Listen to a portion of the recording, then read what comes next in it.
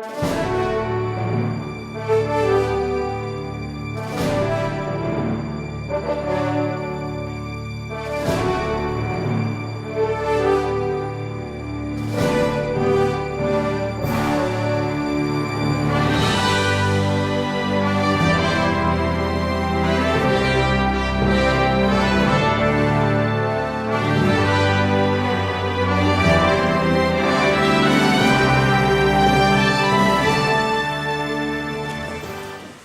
a ir a lo que viene luego, ¿no? Cristo y el reino. ¿Cuál es el desafío del Señor? Un texto muy conocido para nosotros es el de Mateo capítulo 28, versículos 18 al 20.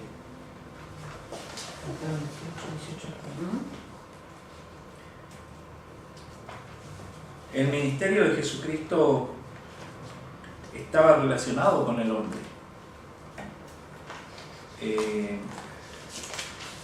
Vino a un pueblo, pero estaba en relación con el hombre.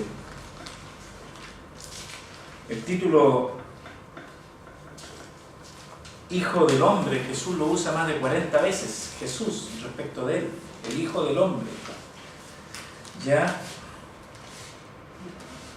Y otros títulos que aparecen, ¿no es cierto?, en la Escritura, como Hijo de Dios, Hijo de David. ¿Ya?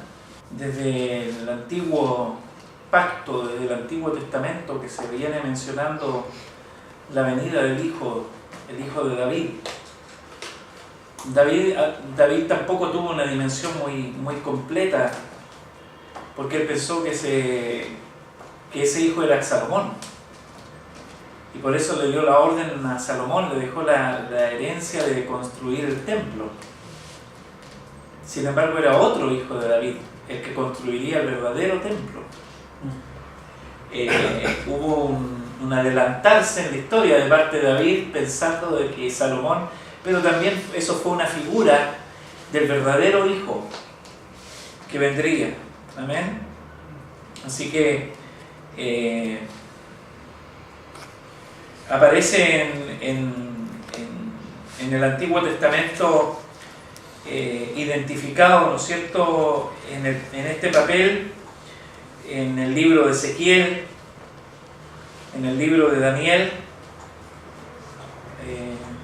identificado a través de la Escritura en su relación con los hombres, no con un pueblo, no con una nación, no como un rey que iba a venir a establecerse dentro de un marco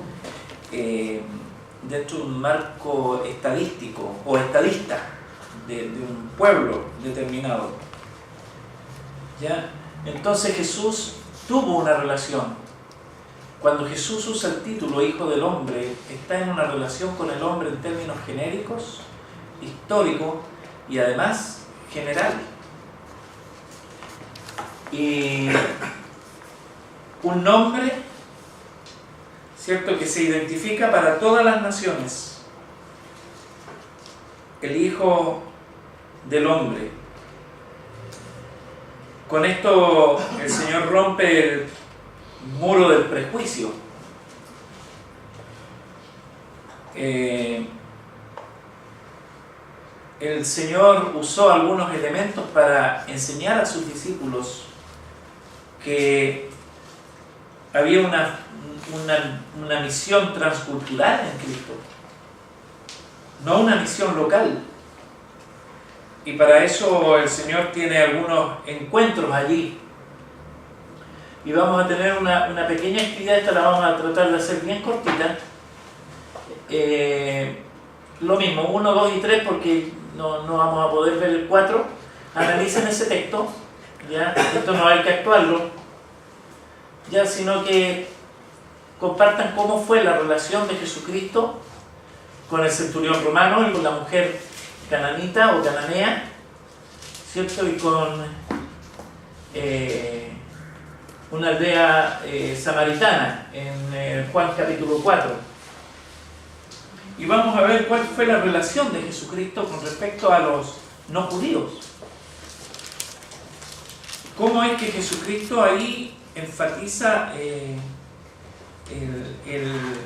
el verdadero objetivo que tenía. ¿Ya? Entonces contestan esas dos preguntas.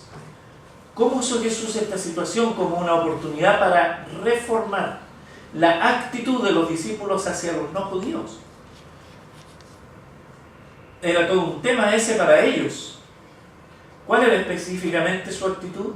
¿Cuál era la actitud de los discípulos respecto de los no judíos? Era un verdadero desafío para ellos enfrentar esta situación porque no se lo esperaban en Jesús. Entonces el grupo número 1, vea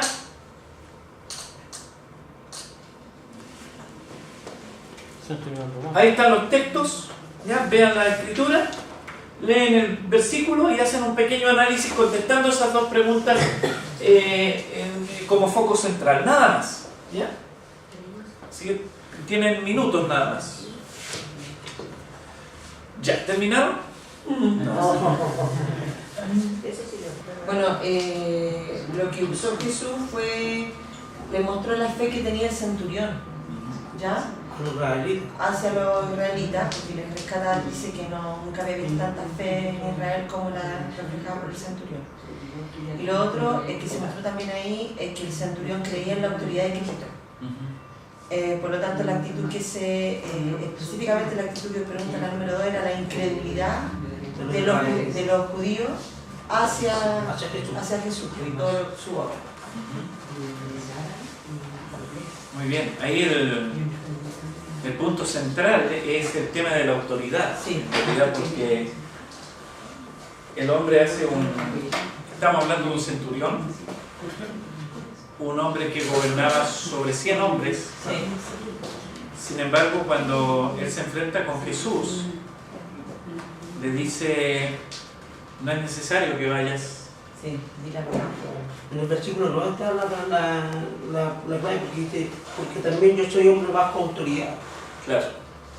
Por lo tanto, yo tengo bajo mis órdenes soldados, y digo a este: ve y va, pero otro ven y viene. Lo que yo hago al alcance, que es eso es lo que yo creo que deslumbró a Jesús, es que el hombre dice: yo estoy bajo, claro, no sobre autoridad.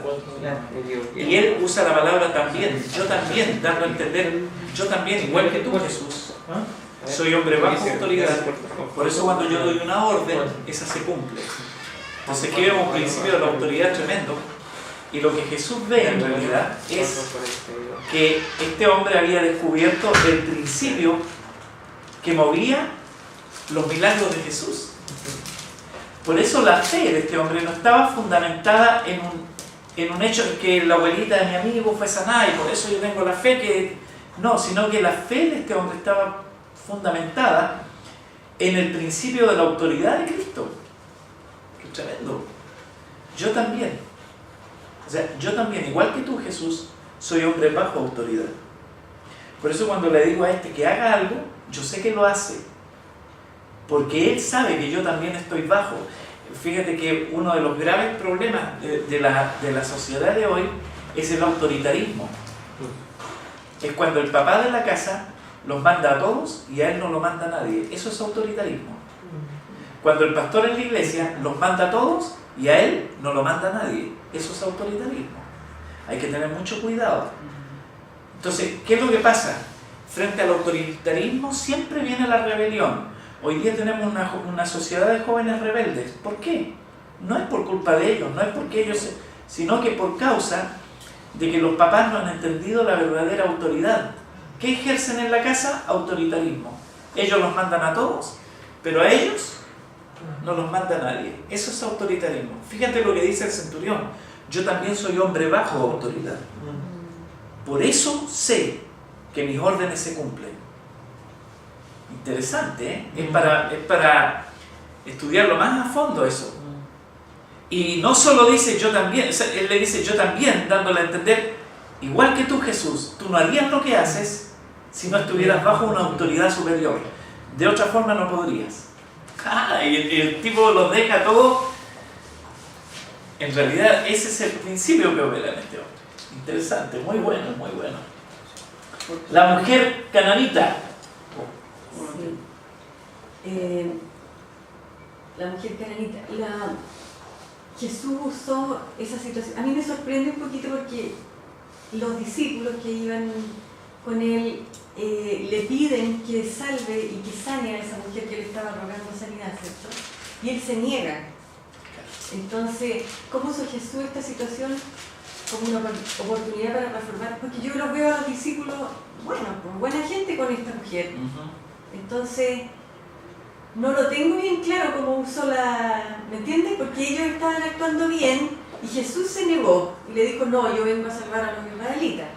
Entonces después, cuando ve la fe de esta mujer actúa, cuando ve que ella se doblega y le ruega y le dice hasta los perros se comen las migajas de los dueños. Entonces es como, es más por fe, por la profundidad de su fe que él actúa, no sé, pero ahí me pierdo un poco. Ya. El principio, porque estamos hablando de principios que operan. Sí. Fíjate que el Señor aquí le aclara a sus discípulos que no es la venida de Él ni la salvación del resto, no es por buenas intenciones. No es porque, oye, Jesús hace algo, mira, pobre mujer, ¿cómo no va a poder? Mucha gente hoy día se mueve por buenas intenciones. Pero Jesús no se mueve por buenas intenciones. Jesús se mueve por principios y propósitos. Entonces ahí hay una diferencia. Jesús confronta la intención con un propósito. Y usa una palabra vulgar que usaba el pueblo judío porque el nacionalismo de los pueblos en aquel tiempo los hacía sentirse a ellos ciudadanos y el resto era cualquier cosa menos ciudadanos. Es decir, todos los que no eran, por ejemplo, para los judíos, los que no eran romanos eran perros. Pero para los judíos, los que no eran judíos también eran la misma. Por eso Jesús usa la misma expresión con respecto a la mujer. Le dice, pero confrontando la posición, los judíos lo estaban haciendo por una buena onda, por una buena intención. Jesús aplica a propósito a eso. Le dicen, no, pues si el pan no es para los perros, para los que se sientan a la mesa. ¿Cierto? Y esta mujer, nuevamente lo mismo que el principio que aplica el centurión, ella aplica el principio. Claro. Pero aún los perrillos comen de la mesa, de las migas que caen de la mesa de sus amos. Y ahí el Señor dice, por tu fe, porque te has sabido ubicar en la verdadera posición que todo ser humano debe tener respecto a la bendición del reino, ¿no? Humíllate para que seas exaltado. Si se humilla mi pueblo, yo lo levantaré. Es la posición que el Señor busca. ¿Te fijas? Entonces, la sanidad de esta mujer no vino por una buena intención, vino por un propósito. Dios sabe las cosas, ¿no? Esa es la ventaja que podríamos decir que tenía Jesús respecto a sus discípulos. Él sabía la intención del corazón de esta mujer, por eso la confronta de la forma como la confronta.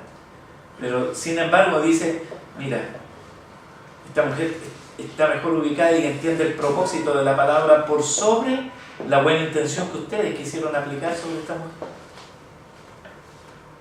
Entonces, hoy día tenemos que definir qué tipo de iglesia somos. Si somos una iglesia con buenas intenciones o somos finalmente una iglesia con propósito. Yo como movilizador de misiones visito muchos pastores y este país está lleno de pastores con buenas intenciones respecto de las misiones. No, si algún día cuando tengamos plata, pastor, no se preocupe, nosotros le vamos a aportar. El día que tengamos jóvenes aquí como para armar un departamento, lo vamos a hacer. Todas buenas intenciones, nunca se hacen. Pero ¿qué hace un pastor con propósito? Pastor, tengo 2 jóvenes aquí nomás, pero ya lo estamos haciendo. Mira, son 2 lucas nomás, pero hicimos ofrenda de misiones. O sea, ya hay un propósito. Sabe que es parte del quehacer. Entonces, eso es lo que les quiso decir el Señor a sus discípulos. Ustedes tienen buenas intenciones, pero sin ningún propósito de fondo. Si lo que yo quiero es la salvación de esta mujer. ¿Entiendes? No es ayudarla porque es pobre mujer. No. No es esa la intención del Señor en su mensaje, ¿no? Habla acerca de la mujer samaritana cuando está en el pozo. Jesús llega ahí y le pide de beber a la mujer.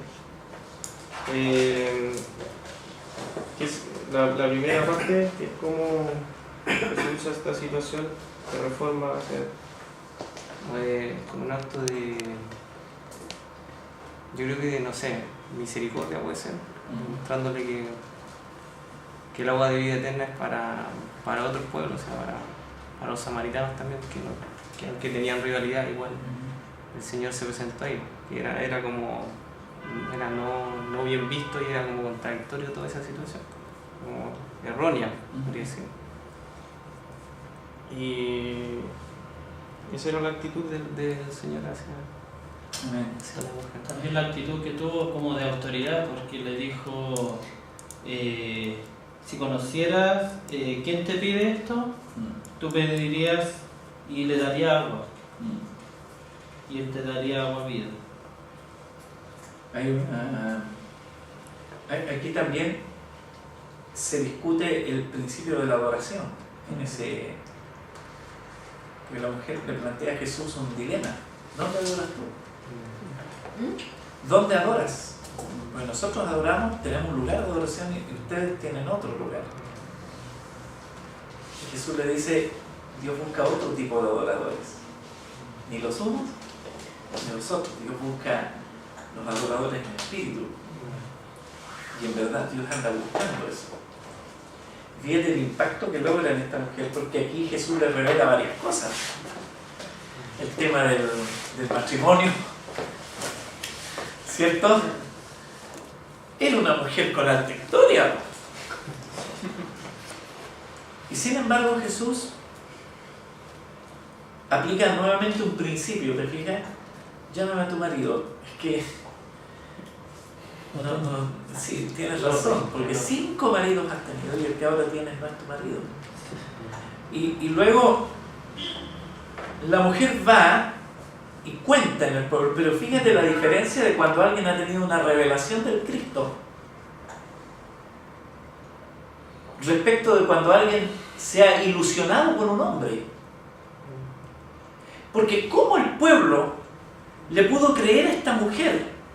Si ya 5 veces esta mujer había andado visitando a los vecinos e invitándolos a un casamiento. Ponte en el lugar de ella.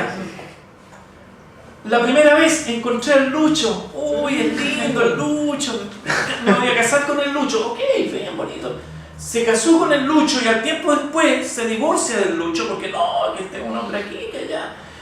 Y al poco días, ahora encontré al Alberto. Uy, él sí que es. Él es el hombre, se casó con el Alberto y pasaron un tiempo, ¿no es cierto? Y el Alberto resulta que le pegaba y no. Y después encontró al Mariano. Uy, sí, el Mariano sí que sí, este sí, porque...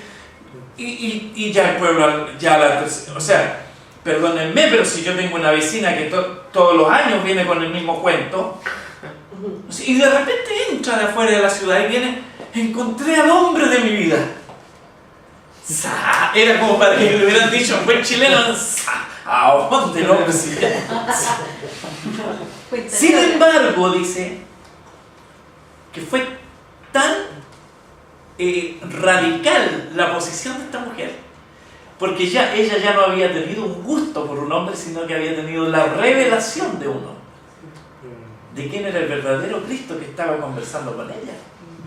Porque el tema no fue un simple tema de posición social, la diferencia que hay entre judíos y samaritanos. No, Jesús fue mucho más adentro. Jesús le demuestra que el agua es para todos, que los adoradores no se definen por un lugar determinado o por un título asociado, sino que tiene que ver con la esencia del ser. ¿Qué busca Dios? Adoradores. No gente que cante, adoradores. ¿Cuál es el objetivo de Dios con nuestras vidas? No es hacer de nosotros buenos evangélicos. Es que nosotros descubramos el secreto de la adoración. Y ahí uno se puede volar unas cuantas horas pensando solo en eso. Cómo esta mujer fue tan convincente porque tuvo una revelación del verdadero Cristo ahí afuera. Y entra y ahora sí le creyeron. ¿Por qué le creyeron ahora? Si venía por sexta vez con el mismo cuento. Ahora sí le encontré al hombre. Él sí, porque él me dijo.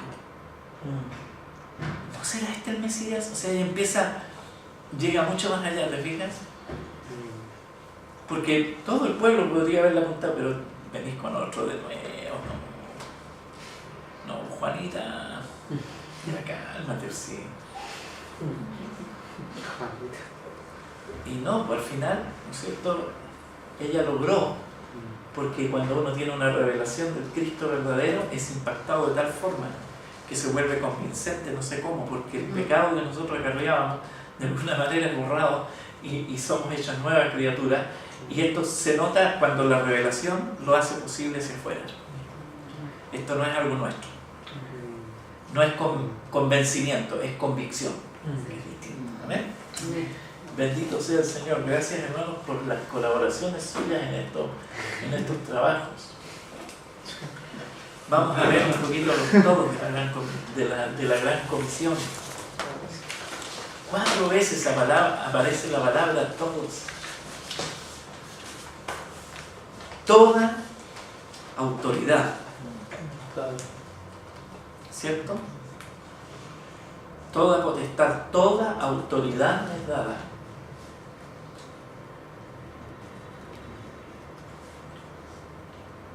Tremenda la posición que Jesucristo alcanza después de la cruz, hermanos, tremendo.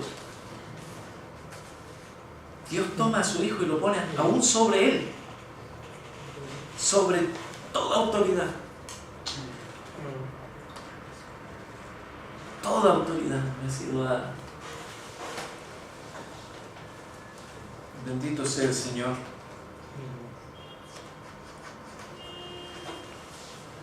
A todas las etnias.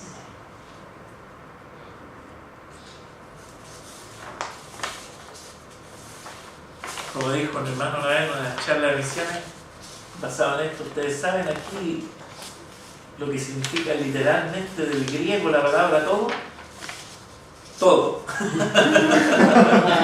Todo. Todo. Pero en ese momento todavía, en este momento, todavía Jesucristo está con sus discípulos previo a. Y fíjate que sin la verdadera revelación de Cristo, porque ellos tenían al Cristo encarnado, nada más al Cristo histórico, sin la verdadera revelación de Cristo, Pedro entendió este versículo de una manera totalmente distinta. Porque él entendió, por tanto, ir y hacer discípulos a todos los judíos, bautizándolos en el nombre del Padre, del Hijo y del Espíritu Santo. Él no entendió a todas las naciones. Él siguió creyendo que la cuestión era para los judíos nada más. Le costó entender eso a Pedro. Pero aquí está toda potestad, toda autoridad, de lo cual es revestida la mujer samaritana de la cual hablábamos recién. Toda autoridad. La autoridad, de acuerdo a la perspectiva que lo planteaba recién el centurión, es una investidura de autoridad. Eso es una investidura. La autoridad es una investidura. Es como el uniforme al policía. ¿Cierto? ¿Qué hace el policía en la carretera cuando uno lo ve y le llega a saltar todo? Cuando el policía levanta su mano, ¿no es cierto? Y empieza así. Con eso nomás. Con eso nomás uno dice, uy, ¿qué hice? ¿Qué pasó? Y uno empieza a poner todo en orden, todo el mundo se empieza a poner el cinturón si no viene con todo y hasta se peinan algunos. ¿Cierto? Y el policía, ¿por qué uno para? ¿Por qué yo me Tiene detengo? una investidura. Porque efectivamente veo a una persona, ¿no es cierto?, vestida de una forma que yo sé que esa investidura, ese traje que tiene, le da autoridad. Pero si el mismo policía se para en la misma carretera, pero con short morado, los traje baño, unas chalalas de goma y una polera, ¿no es cierto?, que dice worship, No le para a nadie. y se pone a gritar en la carretera, deténgase, mira, yo estuve 6 años en la academia, me sé toda la ley, así que deténgase. ¿Se va a detener alguien? No. No. Qué buena ejemplo, qué buen ejemplo. ¿Sabes tú que yo he visto a muchos cristianos leyéndole toda la Biblia al diablo, pero no tienen autoridad, Sí. porque no tienen investidura? La investidura es estar bajo Sí. autoridad. El papá tiene autoridad en la casa cuando los hijos ven que él también está bajo autoridad.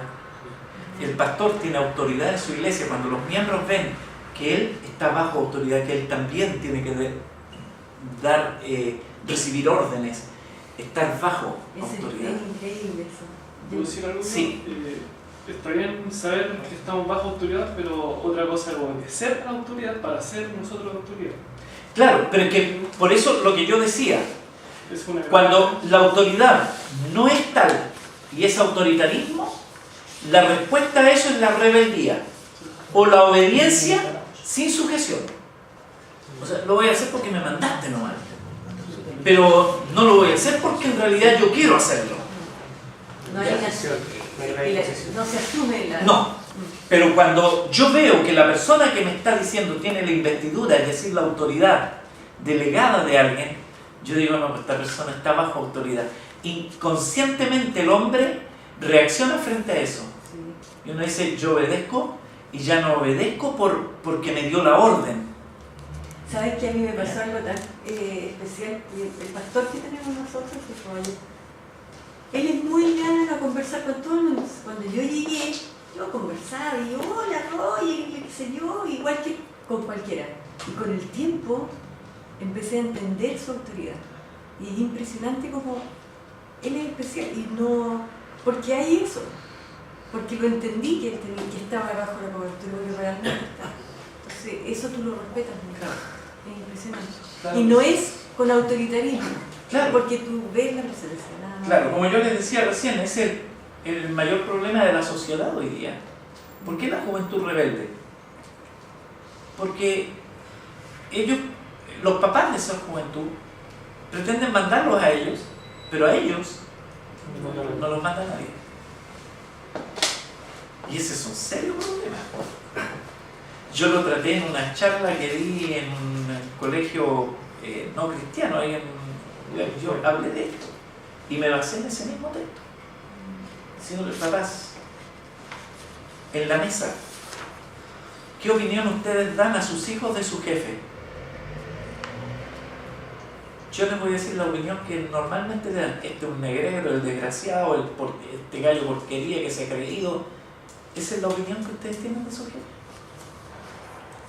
Esa es la opinión que sus hijos escuchan que ustedes tienen. Entonces su jefe, las órdenes de su jefe para usted no son nada. Las órdenes que usted le da a su hijo tampoco son nada. Yo lo aplico en la iglesia. Algunos se sirven de postre al pastor. Ya, otra vez se puso a hablar de esta cuestión. Y los hijos ahí.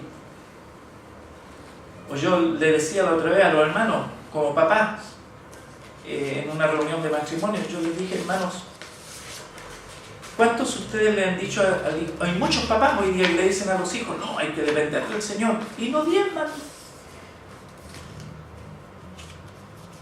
Entonces hay todo un quebrantar los principios de la autoridad en esto. Jesús, ¿qué dijo? Toda la autoridad me ha sido dada. No es que tengo el poder, como salía la otra vez con un animado, ¿no? Ya tengo el poder. No. Toda autoridad me ha sido dada. Sigo bajo autoridad. Por eso vayan ustedes. O sea, suena como extraño. Yo tengo el poder, pero vayan ustedes. ¿Por qué? Porque van bajo esa cobertura. Amén. El principio de la armonía que plantea el Salmo 133. Mirá, cuán bueno y cuán delicioso es habitar los hermanos juntos en armonía. ¿Qué es armonía? Que anden todos flotando. Armonía es una palabra que se usa en música y tiene que ver con orden.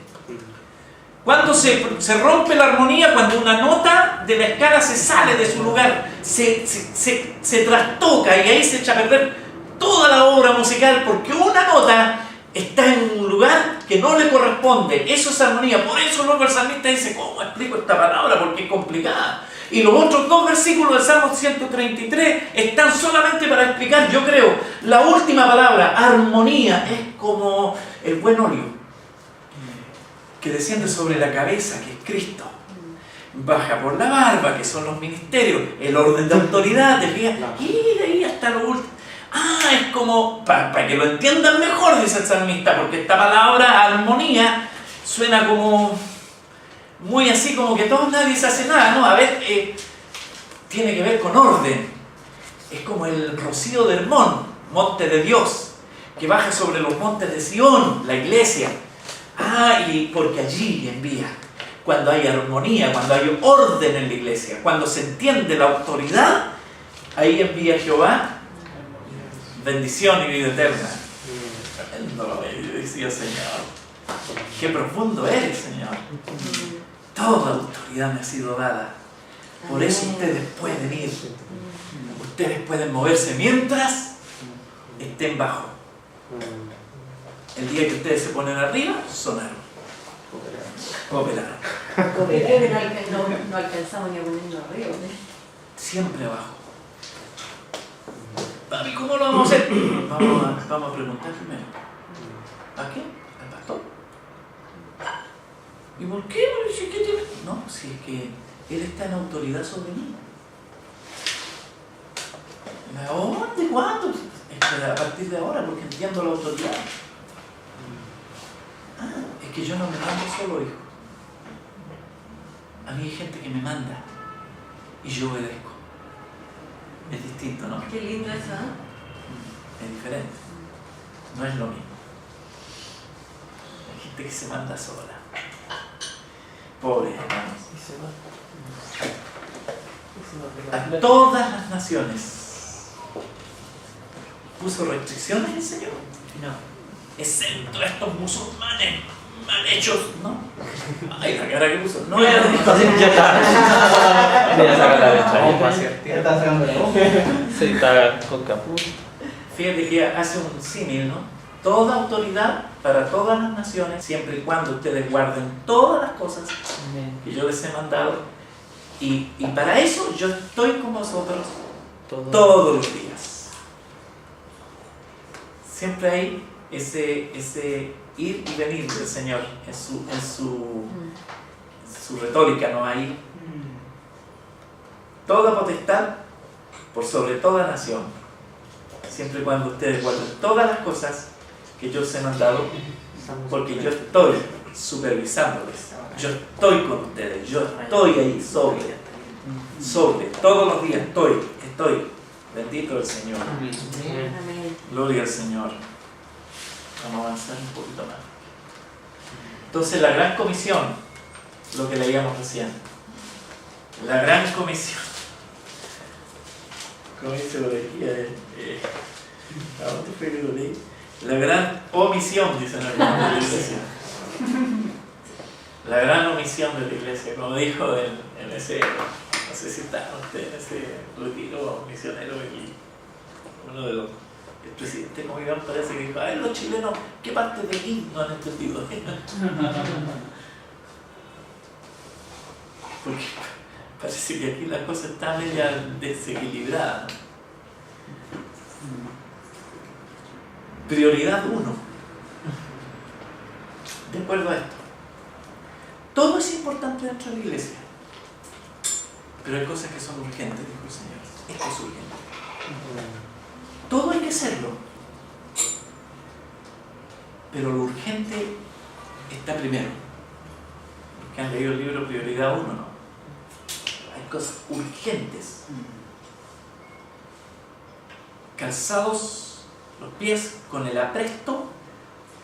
¿Qué es apresto? Urgencia del Evangelio. Y son dos pies. Uno es el evangelismo y las misiones. La iglesia tiene que andar con los dos zapatos. Gloria al Señor. Mi iglesia tiene puro zapato. La gran omisión. Tiene puro zapato mi iglesia y ya La gran tiene. omisión. Lo está gastando ya. El hermanito. El hermanito. Seré mis testigos en Jerusalén y después de que nuestra ciudad esté totalmente evangelizada en toda Judea y después de que nuestro país quede totalmente encalzado en Samaria y después de cumplir con la evangelización en nuestro país vecino y por fin hoy esa es la respuesta típica de muchos pastores cuando los visito también. No, si nosotros hacemos misión en nuestro barrio. Es que estamos empezando por nuestra Jerusalén, hermano. Su Jerusalén es su familia, es su barrio. ¿A dónde, hermano? Si yo lo primero que les planteo, hermano, esta palabra de los primeros versículos, el capítulo 1 de Hechos, es Jesús con un grupo de alrededor de 500 testigos, dice según más adelante la Escritura, ¿no? Pero es una relación íntima con sus discípulos. Y por algo el Señor les dice, quédense en Jerusalén. Porque este mandato no era para gente de Jerusalén, era para galileos. Y ni siquiera les menciona Galilea, para darle a entender el sentido de las misiones. Quédense en Jerusalén porque en definitiva no van a volver más. Habían estado 3 años con el Señor, tal vez algunos ya, que bueno, vamos a tener vacaciones, vamos a volver a la casa, a comer sopaipillitas, pancito batido con queso. Estaban todos ilusionados, el Señor le dice, quédense. Porque me van a ser testigos aquí en Jerusalén, que no es su tierra, que no es su barrio, que no es su familia, es otra casa, es otro lugar. Quédense aquí porque ustedes no son de aquí. Quédense en Jerusalén. Y me seréis testigos. Y aquí entendemos, bueno, el verdadero principio de esta palabra, porque está todo el libro del Nuevo Testamento está escrito en gerundio. Yendo a Jerusalén, yendo a Samaria al mismo tiempo allá, de la misma forma acá, etc. Bendito sea el Señor.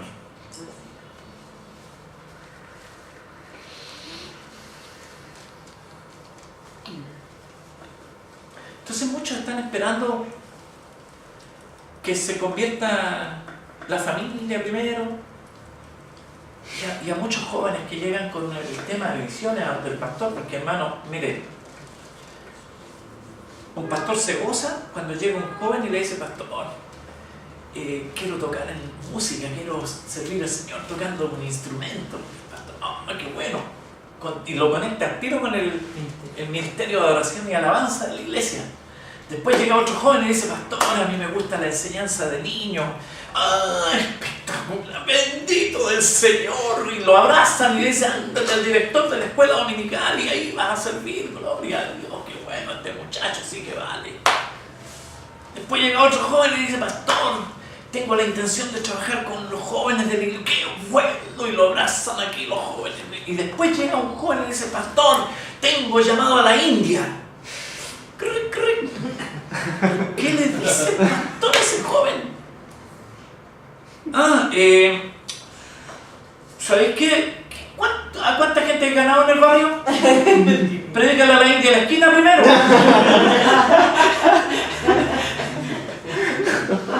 ¿Sí o no? Porque en definitiva no hay respuesta para eso. No estamos preparados, el pastor no está preparado para recibir un joven que le diga, tengo llamado al África, pastor. ¿A dónde sacaste eso? ¿Qué se lo enseñó? ¿A dónde estuviste metido? ¿Es seguro que es de Dios? Claro, ¿estás seguro que es de Dios? Tienes que estar muy seguro porque en realidad... Ayer no lo tenía. Eso dice. Claro. Hay otros, ¿no es cierto?, que le dicen que no es prioridad todavía en la iglesia esto. No hay duda. Y es la gran comisión, po. Es la gran comisión de la iglesia del Señor. Gloria al Señor. Bendito Señor. En realidad, en la gran mayoría de las iglesias de este país especialmente, la gran comisión ha sido una gran omisión. Lamentablemente. Me parece que fue en la década del 90, la década de los congresos pastorales en Chile. Se hacía congreso de todo, que es congreso de la siembra, congreso de la cosecha, congreso del liderazgo, congreso de adoradores, congreso de todo.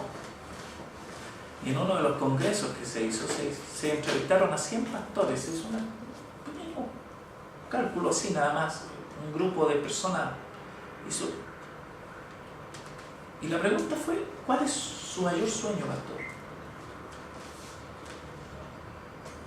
Saben que lamentablemente un alto porcentaje de los pastores, su mayor sueño estaba relacionado con el local físico de la iglesia.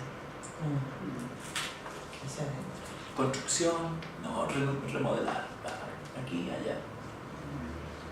Un segundo segmento tenía que ver con los ministerios de la iglesia local. Y ni uno solo.